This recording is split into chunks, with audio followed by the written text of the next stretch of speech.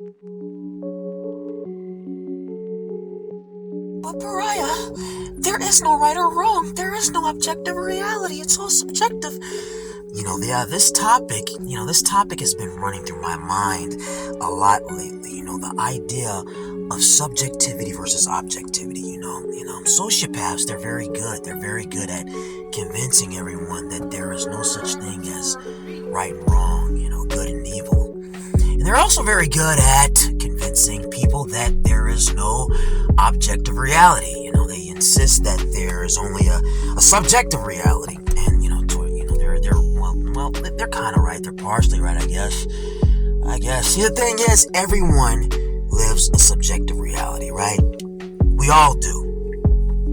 But there's also an objective reality, a collective reality. And the collective reality is comprised of everyone's subjective reality.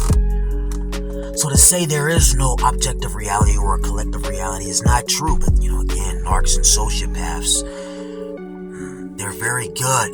They're very good at convincing everyone that, there is no, dichotomy between, everything is just the same, everything, it's all subjective. Wrong, everything is not merely subjective. You know what I'm saying? And a lot of times people will say, well, like for example, if you say this person is a douchebag, right, or a jerk, someone will say, well, that's not true, that person was nice to me, so they can be a jerk, it's just your subjective opinion. Wrong. Objectively, you can prove that that person is a douchebag. You can prove that that person is a douchebag. Just because that person wasn't a douchebag to you does not mean that person is not a douchebag. That's like saying Ted Bundy was not a serial killer because he didn't kill me. Well, yeah, he didn't kill me, but that doesn't mean Ted Bundy wasn't a serial killer. That just means he didn't kill you. So the objective reality, the objective fact is Ted Bundy was most definitely, whatever the fuck you say it, he was most certainly a serial killer. Just because he didn't kill everybody doesn't mean he wasn't a serial killer. Okay, Ted Bundy, he let me live. He was a swell guy. No, he wasn't.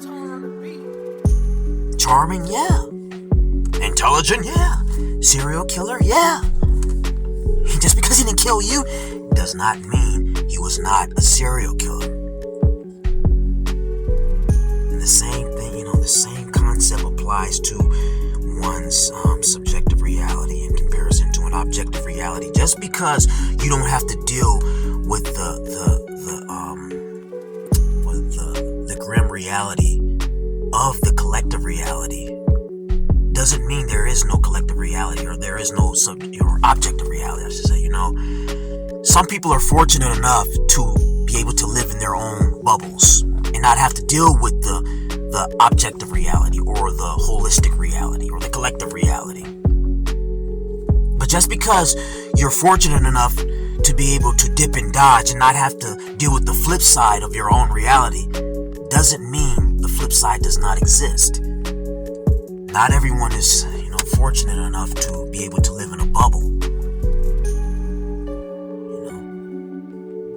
But then again, that's just so-called human nature for you, right? Human nature.